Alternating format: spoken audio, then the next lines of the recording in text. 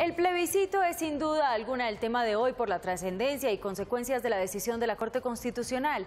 Los colombianos podremos acudir a las urnas para pronunciarnos sobre los acuerdos de paz entre el gobierno y las FARC. Para desmenuzar este tema estaré conversando en este momento con Fabio Pulido, experto, abogado constitucionalista y director de maestría en Derecho Constitucional de la Universidad de La Sabana. Abogado, gracias por acompañarnos. Muchas gracias a ustedes. Ya en nuestros boletines anteriores hemos hablado sobre el plebiscito. Ahora hablemos de quién fue la encargada de otorgar el sí, ¿qué es la Corte Constitucional? Bueno, la Corte Constitucional es el máximo órgano de la jurisdicción colombiana, es el encargado de defender la Constitución y para este caso era el encargado de revisar si la ley que creó el plebiscito especial para la paz estaba acorde o no estaba acorde con la Constitución. Vamos a hacer en este momento como una jornada pedagógica para nuestros televidentes. ¿Cuántas cortes tenemos? ¿Cómo están divididas? Bueno, realmente nosotros tenemos 3 cortes, está la Corte Constitucional, Corte Suprema y Consejo de Estado, pero solo la Corte Constitucional tiene la competencia para revisar este tipo de leyes. ¿Quiénes la integran? La Corte Constitucional está integrada por 9 magistrados, son elegidos por el Congreso, realmente por el Senado, y son abogados, y además de los 9 magistrados está conformada por una serie de magistrados auxiliares y una serie de abogados. ¿Qué alternativas tenían específicamente con este tema del plebiscito? Porque esa votación de Claro. 2 en contra. Sí. Lo que pasa es que había muchas opciones y había mucha discusión.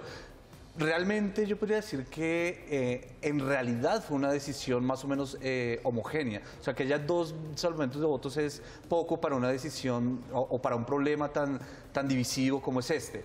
Había muchas opciones, se había discutido en torno a si iban a eliminar el umbral, si iban a subir el umbral. Explíquele a la gente qué era el umbral. ¿Y en el qué umbral, consiste? perfecto, eso es súper importante. El umbral es que la ley original estableció un umbral muy alto, el 50% del censo electoral. Esta es lo que hace reducirlo al 13, que es más o menos 4 o 4,5 millones de personas. El umbral lo que dice es que para que el plebiscito se apruebe, o sea, para que se refrenden los acuerdos de paz, deben votar por el sí por lo menos 4,5 millones de personas, siempre y cuando los votos sean superiores al no.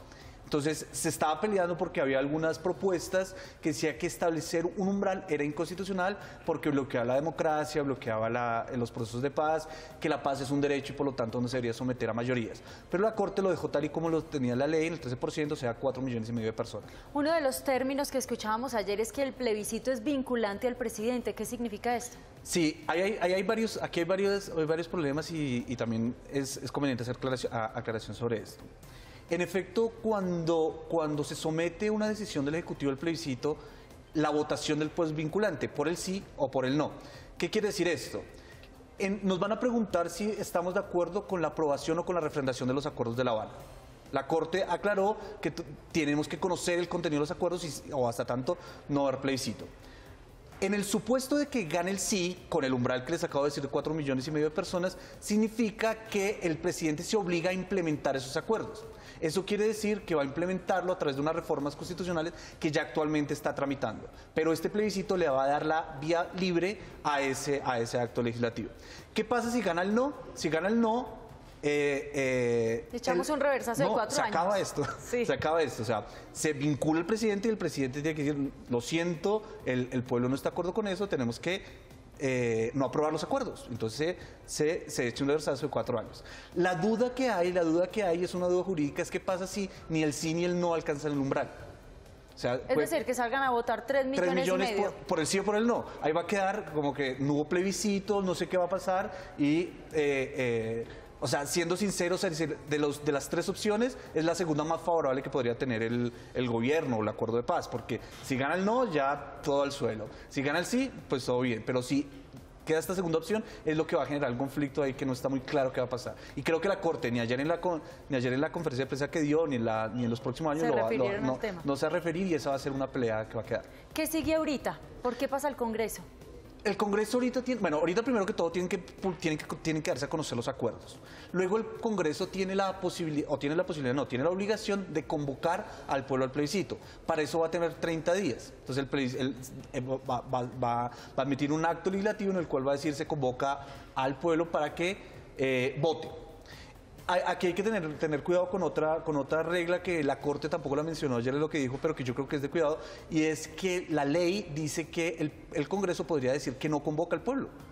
Si lo decide la mayoría absoluta del Congreso, es decir, el Congreso decide no va a convocar al pueblo. Estamos confiados en que sí lo va a convocar, ¿y si no lo convoca?